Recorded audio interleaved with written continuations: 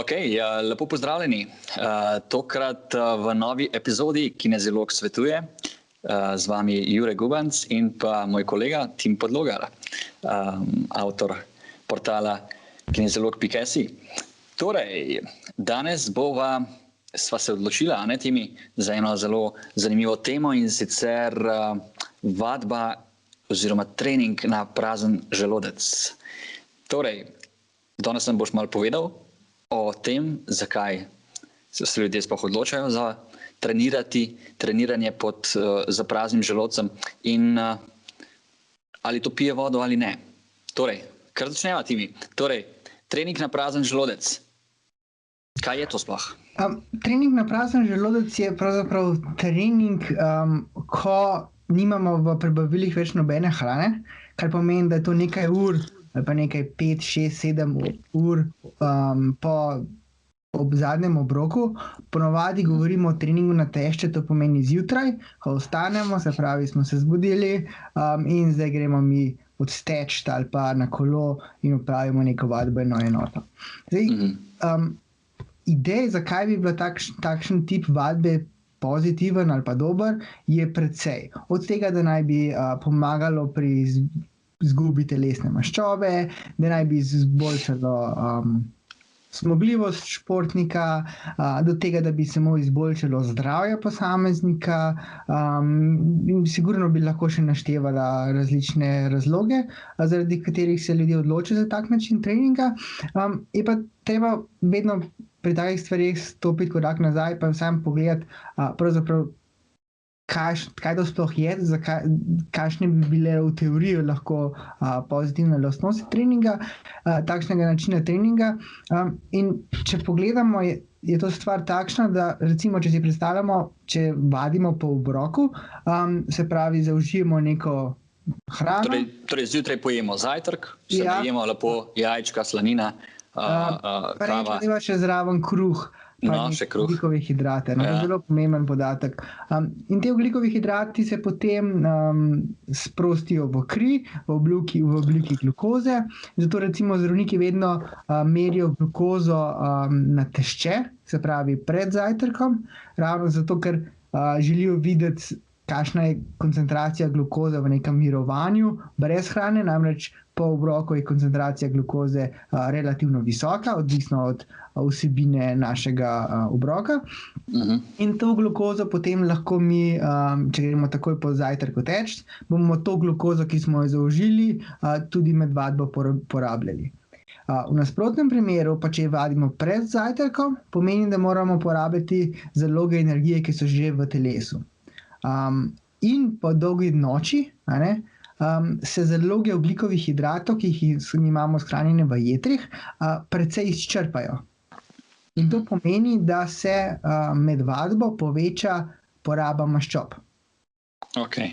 Se pravi, med vadbo v primerjavi z vadbo po zajtrku porabljamo več maščob in to bi lahko potencialno, vsaj na papirju, če lahko pomislimo, več maščob porabimo, to bo vodilo v povečano izgubo telesne maščobe.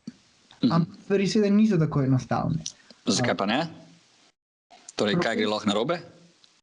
Problem je v tem, da je dan dolg 24 ur in če se nekaj spremenimo pred vadbo ali pa med vadbo, se potem lahko ta stvar nadoknadi in obrne, se pravi, če med vadbo porabimo več maščob, bomo v nadaljevanju dneva lahko porabili več ogljikovih hidratov. Kako, torej s čim? Mislim, potem moramo zaužiti neko hrano, ne? Ja, seveda, ampak na koncu dneva boš nekaj hrane shranil v zaloge, nekaj boš pa porabil. In se pravi, če boš ti porabil več maščob pa manj ogljikovih hidratov, boš po vsej verjetnosti več maščob shranil, pa manj ogljikovih hidratov shranil. Ok, če prvo razumem. Torej, če vadimo na tešče zjutraj, porabimo več maščob. Tako je. Ok, ampak potem po vadbi, tekom dneva, kaj zaradi obrokov, ki jih zaužijemo, dobimo nazaj ogljikove hidrate? Lahko, samo potencialno govoriva. Kaj pa če ne zaužijemo čez dan nobenih ogljikovih hidratov? to je pač čisto druga zgodba. Ja. Ker to potem je tako, če recimo govorijo o ketogeni prehrani z nizkim vnosom ogljikovih hidratov, o ketogeni prehrani, recimo, je pravzaprav vadba ves čas enaka. Zato, ker se dvigne inzulin se nekdaj pravzaprav skoraj ne dvigne, razen po obroku bogatem z beljakovinami. Torej, če smo na ketogeni dieti, če te prav razumem, je v bistvu vadba skoraj vedno podobna vadbi na tešče, ne? Ja. V tem smislu, ne? Ja. Poraba maščob povečana. Medtem ko pri večini ljudeh, ki pa jemo ogljikovih hidratov, pa to ves čas variira. Ampak ljudje, ki se ponovno odločijo za vadbo na tešče, so tudi tisti ljudje, ki potem po vadbi skušajo jesti čim manj, ne? Ker smisel vadbe na tešče je, zakaj se ljudje odločajo za njo, je, da hujšajo. Ne? Torej, mogoče povej, kako je to z vadbo na tešče v primeru hujšanja. Če davaš stopom en korak nazaj, pa sem prej potencialno govoril, kaj se zgodi z porabo maščob, a se poveča ali ne, pa nisem dokončno odgovoril. Dejansko so raziskave pokazale, da v roku 24 urah, se pravi v enem dnevu, je poraba maščob pri tistih, ki vadijo na tešče, višja kot pri tistih, ki vadijo takoj po zajtrku. Kar pomeni, da vsaj v teoriji bi po vsej verjetnosti te osebe lažje hujšale oziroma izgubile več telesne maščobe. Ampak stvari seveda niso tako preproste in zaenkrat raziskave ne kažejo tega, da bi, oziroma raziskave na tem področju predvsem malo, ampak te ne kažejo, da bi se dejansko ljudje, ki vadijo zjutraj na tešče, več hujšali. In ko so gledali apetit, je precej podoben po vadbi kakršenkoli obliki. Ja, kaj praksa pravi? Torej, kako se obnesejo te rezultati teh ljudi, ki vadijo na tešče? Posameznika. Enim to ugaja, eni se mučijo. Dejstvo pa je, da po mojem mnenju, pa o tem mislim, da bo v naslednjem vprašanju govorila, je lahko takšna vadba priporočljiva iz drugih razlogov, kot samo izguba telesne maščobe. Ok, no pa povej druge razloge. Torej mogoče iz samega stališča izgube telesne maščobe pa telesne teže je priporočljivo v bistvu za tiste ljudi, ki jim to res ustreza. Torej ne sme se mučati v bistvu. Vsaka izguba telesne maščobe je problem. Ja, ok. Kakšni pa so pol drugi razlogi, zakaj vaditi pred zajtrkom? No, če pogledava, velikokrat bojo rekli, ljudje rečejo, vadim, treniram, pa se stanje ne izboljša. Ne izgubljam te maščobe, ne izboljšam krvne slike, zdravnik še vedno pravi, da imam povišene vrednosti holesterola, še vedno imam povišene vrednosti glukoze in dejansko raziskave kaže, da 40% ljudi, pravzaprav do 40% ljudi z vadbo ne doseže cilja, ki se ga nekako bi od njega pričakovali. In v tem primeru je lahko vadba na tešče zelo dobra, ravno zaradi tega, ker dejansko so raziskave kažejo, da iz vidika ohranjanja zdravja ali pa izboljšanja profila krvne slike, se pravi trigliceridi, holesterol, glukoza in tako naprej, ima vadba na tešče veliko večji potencial. Zakaj? Zato, ker se pri vadbi na tešče pride do tega, da se porablja več maščob, 24-urna poraba maščob se poveča in raziskave so jasne, da obstaja velika povezanost med zdravjem in pa 24-urno porabo maščob v dnevu. Se pravi, tisti, ki porabljajo več maščob, so ponovadi bolj zdravi. Tudi športniki so ponovadi med vadbo porabljajo več maščob potem in so potem navadno tudi boljši športniki, ko govorimo o teku recimo ali pa kolesarjenju. Potem so pa tu še vadba na tešče, ker je to nek način stres za telo. Vsako stradanje je stres in že zjutraj, ko se zbudimo, smo ponovadi lačni, zdaj pa dodamo še dodaten stres na telo. To privede v neke celične adaptacije, ki na nek način od telesa zahtevajo, da se na ta celični stres oziroma na pomanjkanje energije prevadi. Začnejo se na molekularni ravni, se pravi točno v najmanjših enotah, v celicah se začnejo sprožati procesi, ki povečujejo število in pa zmožnost organelov, ki proizvajajo energijo, in na nek način potem vse to na koncu lahko potencialno vodi v boljše zdravje, brez izgube telesne maščobe. Ok, samo da mi pa povej potem, kolikor jaz opažam, so ljudje, ki se poslužujejo, pa ki jim ustreza ta vadba na tešče, tisti, ki nekako ne čutijo lakote zjutraj. Ker se mi zdi, da tisti ljudje, ki jaz vem, da zjutraj sem ponavadi zelo lačen, in če bi moral zdaj jeti na vadbo tako, ko čutim lakoto, se ne bi mogel ne skoncentrirati na vadbo, niti treninga ne bi mogel narediti tudi učinkovito. Torej, zdi se mi, da kar veliko ljudi, če se bo zdaj tudi zaradi najnega pogovora, premišljevalo o vadbi na tešče, se morajo vprašati, res, ali jim bo tak trening užitek, ali bo to res mučenje. Ker mogoče to malo povej, kakšna je učinkovitost treninga, če v bistvu ne ješ prej. Ker lahko je kar mučno. Dobro vprašanje. Pravzaprav bi mogel to že v začetku povedati, da pravzaprav, ko govorimo o vadbi na tešče, je po mojem prepričanju potrebno govoriti o vadbi za vzdržljivost. Kot tebe poznam, prihajaš iz vadbe za moč, se pravi, čepi, delo v fitnessu, vsekakor ni stvar, ki bi jo počel na tešče, na pravi. Ko govoriva pa o teku, kolesarjenju, to je pa druga zgodba, takrat je poraba energije bolj konstantna, medtem ko pri vadbi za moč imamo neke spajke, recimo en počep, poraba energije v tistem počepu, v tistem trenutku velika, ampak v splošno pač je relativno manjša, medtem ko pri vadbi, vzdržljivostni vadbi, ki traja recimo 1 uro, je intenzivnost in poraba energije v čas konstantna. Samo veliko ljudi se odloča za to vadbo na tešče,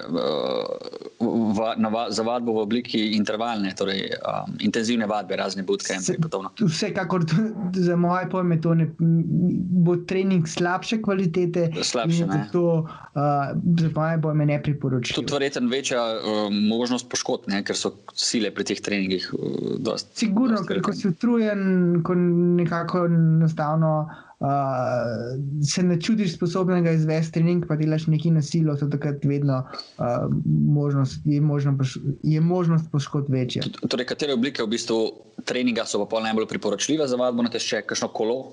Kolo in pa recimo najbrž tek, kakšno jutranje veslanje, sprav vzdržljivostna vadba, bi temu rekel. Konstantna vzdržljivostna vadba. Neprekinjena metoda.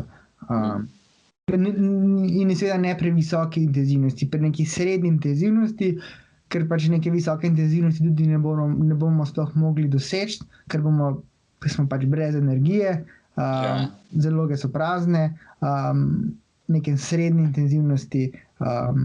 Kaj pa, če gremo na tešče trenirati, potem pa med samim treningom, recimo med enournim kolesarjenjem ali pa veslanjem, tekom, potem zaužijemo kakšno tablico ali pa kakšen napitek. Je to še vadba na tešče? Dobro vprašanje. Pravzaprav ne bi želel odgovoriti nanj, ker ravno to je študija, ki jo trenutno izvajam in zaenkrat še nimam dokončnih rezultatov. Tako da bi to o tem kdaj drugič. Kam pa, mogoče nam lahko pred koncem študije zaupaš, kam pa zaenkrat pes taco moli? Ne mogoče reči. Tudi potem, ko bom zaključil svojo študijo in bom imel rezultate, je za moje pojme bo preurano karkoli reči, ker so potrebne dodatne študije, se pravi tiste, ki na nek način preučuje, kaj se dogaja v celici, se pravi jemanje mišične biopsije. Mi smo naredili samo študijo, ker na nek način preučujemo, kaj se zgodi z metabolizmom. Lahko rečem, da se poraba maščob ne zmanjša, to je vse, kar lahko rečem. Se pravi, na nek način si še vedno treniraš na tešče. Ok, ja, štekam. Ker v bistvu, vse to, kar sem te jaz hotel vprašati, pa to, kar me zanima je, če telo še vedno, potem, če med treningom dodaš kakšen oglikov hidrat, če telo bo zdaj porabljalo oglikove hidrate, ali bo še vedno uporabljalo maščobe? Mislim, ugljikove hidrate bo sigurno uporabljalo, ker jih zaužijaš, ampak ali bo še vedno uporabljalo tudi maščobo? To verjetno se tudi ti sprašuješ v študiji, ne? Ja, to je... Če prav razumem. Ja. To te zanima, ne? No, vidiš, to je kar, če boš to odkril... To sigurno je dejstvo, no. Je kar zanimiva. Poraba maščob ne pade. Aha, torej to je sigurno dejstvo, torej ne pade. Vprašanje pa je, iz kje pride ta maščoba. Aha, namreč, lahko se zgodi, recimo, maščobo imamo v maščobnih celicah, nekaj maščobe pa tudi v mišičnih celicah. In tukaj lahko pride in po vsej verjetnosti pride do spremembe. Kaj to pomeni, pa v tem trenutku res ne moram reči. Ja, ok. Si namislil še kaj povedati, kar se tiče vadbene tešče? Sem. Ali je to smiselno izvesti kot nek trening za izboljšanje zmogljivosti? Se pravi, se je smiselno potruditi, da tak trening izvedemo. Mislim, če bo telo bolje pripravljeno fizično. Ja, recimo za tekače, ki bi recimo se začenjajo pripravljati na maraton za naslednje leto. Danes glih okrevajo že po današnjem maratonu, ampak z mislimi seveda morajo vsi čim več poslušati tele najne oddaje, da se že intelektualno pripravijo na naslednje leto. Na pripravi. Torej, kaj bi za njih rekel? Dejstvo je, da je poraba maščob eden izmed, vsaj pri rekreativnih tekačih, prediktorjev zmogljivosti. Tisti, ki bo imel možnost porabe večje količine maščob med vadbo, po vsej verjetnosti tekel bolje, zato ker bo pač porabljal manj ogljikovih hidratov pri isti intenzivnosti in to bo po vsej verjetnosti vodilo v boljšo kasnejšo utrujenost in pa potem pač boljšo zmogljivost. Torej, potem bi našim tekačem pri Clean Vitalu priporočal... Ampak. Ja. Problem je v tem, da pač nekaterim to dejansko ne ugaja. Kot drugo je trening na tešče iz samega vidika treninga po vsej verjetnosti nezadosten signal za povečanje metabolizma maščob med vadbo.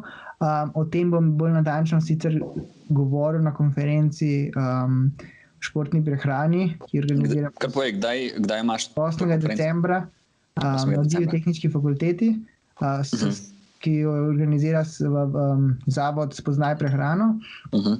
No, tam bom 1 uro samo o tem govoril. No. Dejstvo je, da pač je potreben po mojem prepričanju še en drug državljan, in sicer spraznjene zaloge glikogena v mišicah, ne samo v jetrih.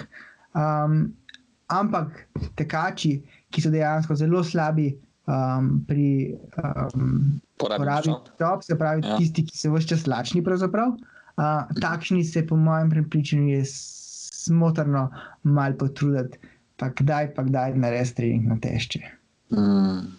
Torej, bojo izboljšali tekaški rezultat. Ja, manj bojo lačni, po vsej verjetnosti. Vsaj to, ne? Pa bo pol več časa za trening, ne? Tako. Ker ne bojo toliko razmišljali o hrani. Ok, Timi, hvala ti za tale lušten pogovor danes. Torej, upam, da niso bila spet predolga. Ravno prav. Tako da naslednjič nadaljujeva naprej za novo zanimivo temo. Do takrat se pa spoči. Pa tudi našim tekačem želim, da se spočijo danes noge po teku. Tako da, če poslušajo najne pogovore, pa vmes malo počijajo, spijo kakšno čokoladno mleko, a ne? Tako. Ne bo nič slabega. Tako da, nič Timi, poživaj, pa dobro delaj naprej. Živijo.